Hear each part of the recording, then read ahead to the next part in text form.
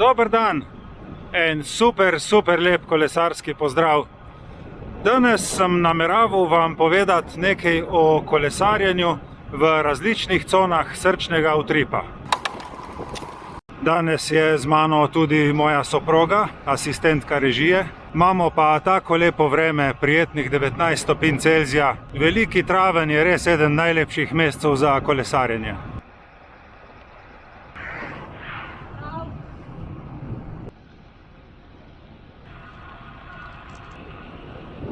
Tole temo sta v bistvu predlagala dva rekreativca na Stravi in sem si rekel, seveda, zakaj pa ne? Saj tudi jaz kolesarim malo bolj pozorno s tem srčnim utripom, šele zdaj 2 meseca, odkar imam nov števc, s katerim sem zraven dobil tudi senzor srčnega utripa. In lahko mi verjamete na besedo, če vam povem, da brez senzorja srčnega utripa ne boste mogli kolesariti točno po conah. Lahko si pomagate do neke mere s tem, če dihate skozi nos, da nekako veste, da ste v tistem aerobnem območju. Kaj bolj natančno od tega pa ne bo šlo. Na internetu sem tudi zasledil, da obstaja več teh različnih lestvic. Jaz se bom osredotočil na tisto najbolj enostavno s 5 conami, ki je razporejena med 50 in 100% vašega srčnega utripa.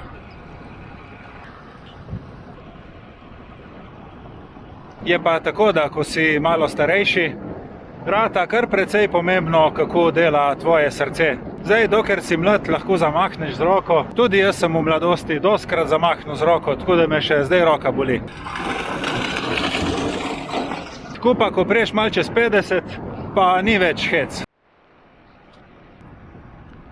Za vadbe in treninge v kolesarskih conah je predvsem pomembno, da poznamo svoj maksimalni srčni utrip. Zdaj, kakšen Garmin ali pa Polar vam ga bo kar zračunal, in sicer po formuli 220 minus leta. To ni najbolj natančna ocena, je pa dokaj varna ocena, da se ne boste potem kje zrušili tam na cesti in obležali. Kdor želi točno zmeriti maksimalni srčni utrip, lahko gre do kardiologa in ga zmerijo tam na tekaški stezi, ali pa s kakšnim prijateljem na teren, v klance in pospeševati v hrib, dokler še lahko. Jaz vam te opcije ne bi priporočal, sami na lastno odgovornost veste, kaj delate. Če ostanemo pri tej najbolj okrogli varianti, recimo, da imamo 40 let starega rekreativca, 220 minus 40, njegov maksimalni srčni utrip naj bi bil 180. In zdaj mi razdelimo te utripe od 50 do 100% na 5 con, tako da od 50 do 60 je prva cona, od 60 do 70 druga cona, potem tretja, četrta in peta. To so te cone srčnega utripa, ki naj bi jih upošteval rekreativec pri katerikoli vadbi. Cona 1, se pravi med 50 in 60% srčnega utripa, je tista prva najnižja intenzivnost, ki jo lahko dosežete že med hojo.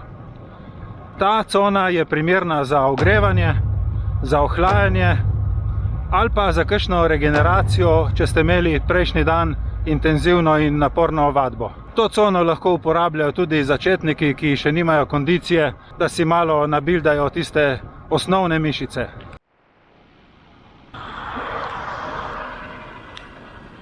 Tudi cona 2, se pravi utripi med 60 in 70% maksimalnega srčnega utripa, še zmeraj predstavlja nizko intenzivnost. Ampak se pa v tej coni zelo dobro kurijo maščobe. Ne kurijo se ful, ampak relativno zelo dobro izgorevajo. Pri rekreativnem kolesarjenju vsaj polovica treningov naj bi potekala v coni 2. Tako v prvi kot v drugi coni lahko normalno dihamo, se normalno pogovarjamo in imamo občutek, da bi v teh 2 conah vozili ure in ure. V coni 3, ki je med 70 in 80% srčnega utripa, se že malo zadihamo, pogovarjanje postane težje, ampak je pa to cona, v kateri krepimo srčno-žilni sistem. To je cona, kjer pridobivamo tudi na naši aerobni zmogljivosti, pridobivamo nekaj malega moči, ampak največ pa naredimo res za svoje srce in za ožilje. V tej coni naše telo preklaplja na kurjenje ogljikovih hidratov. Kolesarjenja v tej coni ni treba, da so predolga. Recimo tam nekje od pol do 1 ure.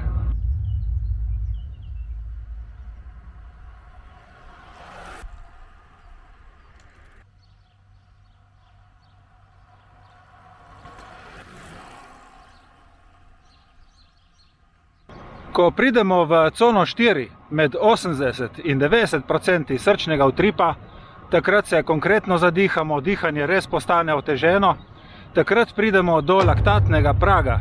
V mišicah se začne nabirati mlečna kislina, zaradi česar mišice postanejo pekoče, rado pa peče tudi v pljučih. V tej coni pridemo tudi do praga anaerobne vadbe, ker telo več ne more zagotavljati energije s pomočjo kisika, ampak začne črpati zaloge iz mišic. Vadbe v coni 4 naj ne bojo predolge, posamezni intervali lahko trajajo tam do 10-15 minut.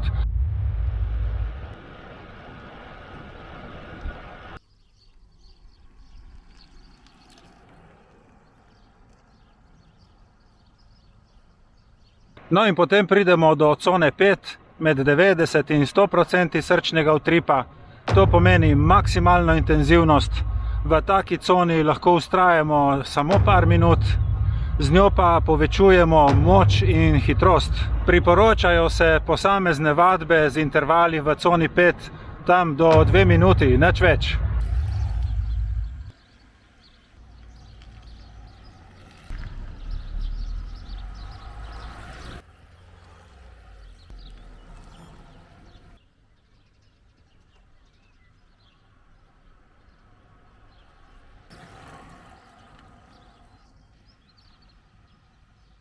Jaz sem vam zdaj razložil 5 con po tej najbolj enostavni metodi, se pravi, da naraščajo po 10% med 50 in 100. Ampak teh 5 con je tistih, ki jih upošteva Garmin, pred leti pa se spomnim, da je bilo enako tudi na Polarju. Kdor ve kaj več o tem, lahko mi komot napiše, lahko pa si tudi pogledate na internet. Jaz sem tam zasledil tudi drugačne lestvice z drugačnimi procenti. Nekatere lestvice so imele 6, nekatere tudi 7 con. Soproga, v kateri coni se pa ti najrajši giblješ? V nakupovalni coni. Jaz bi rekel, da je to precej tudi stvar debate. Namreč srčni utrip je v glavnem podedovan, odvisno je tudi od tega, kako smo natrenirani, koliko imamo kondicije, kako se tisti dan počutimo. Tako da tukaj nekih absolutnih številk ni. Super je pa, če vsak zase najde tiste vadbe, ki mu najbolj ustrezajo. Še boljše je, če s tem vzdržuje svojo kondicijo in zdravje. Jaz zdaj lahko na tem Garminovem števcu točno vidim srčni utrip in tudi cone srčnega utripa. Preden sem začel uporabljati Garmin in ko še nisem imel senzorja srčnega utripa, sem sam sebe zalotil večkrat, da sem vozil zmeraj na polno, da sem lovil neka povprečja, maksimalne hitrosti, razdalje, kar pa ni zmeraj najboljše. Včasih je bolj prav, da treniramo s pametjo, ne pa z mišicami. Zato sem se zdaj odločil, da izkoristim te Garminove vadbe, ki ti naredijo posamezne treninge, v katerih je opredeljena tudi cona srčnega utripa. Jaz sem sam pri sebi ugotovil, da so mi najbolj všeč intervalni treningi, kjer moraš določen čas voziti v določeni coni. Naprimer, se ogrevaš 5 minut v coni 1, potem 5 minut v coni 2, potem moraš pa 8 minut voziti v coni 4, pa se recimo 5 minut ohlajati v coni 1. V glavnem to spreminjanje con, to prilagajanje srčnega utripa je meni zelo všeč, hkrati je pa tudi zelo koristno za srčno-žilni sistem. In vam povem, da se mi zdi prav super, ker imam zdaj občutek, da kolesarim bolj po pameti, se ne zaganjam več brez veze. In če imam trening v coni 2, potem sem v coni 2.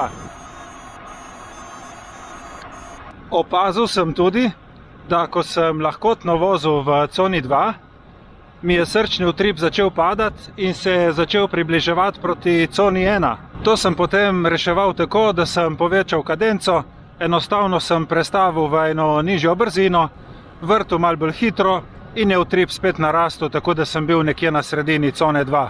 Pričakovano bi lahko rekli, da se najboljše počutim v coni 3, pa tudi cone 4 mi ni bilo težko vzdrževati. Pač nekako zajahaš svoj ritem in se mi zdi, da gre potem samo od sebe. Ampak to verjetno ne bo veljalo za vse enako.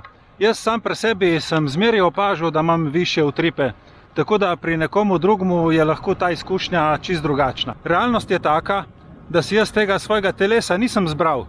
V bistvu nisem imel popolnoma nobenega vpliva na to, kaj bom dobil. Realno, tudi moji starši mi ga niso zbrali. To je vse podedovano. Človeško telo je kot rentakar. Voziš tisto, kar dobiš, trudiš se, da ga vrneš nepoškodovanega oziroma v čim boljšem stanju, ampak kaj se bo dogajalo vmes, je pa čist res stvar usode.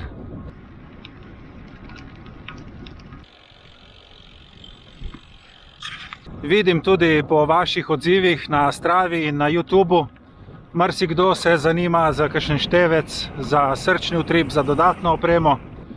Če bi mogel komu dati na svet, tako zdaj po 2 mesecih, kar imam tega Garmina, bi rekel, da je tale merilnik srčnega utripa eden boljših nakupov. Toliko, ko sem s tem dobil nekih novih variacij, neke čist drugačne treninge, zaradi tega zavil na povsem druge poti, bi rekel, ta pestrost in ta občutek, da res nekaj delam za svoje zdravje, ima nek drugačen pomen in tudi višji cilj.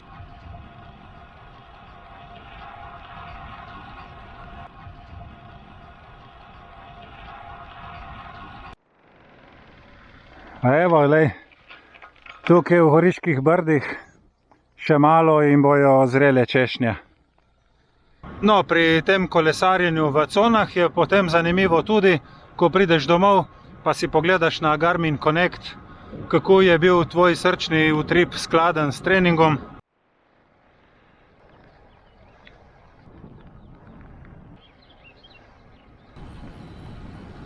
No, rečemo midva danes, tako ko se zdaj vozva, imava 34 km, se pravi nekje na 2/3 poti, večinoma v coni 1 in coni 2.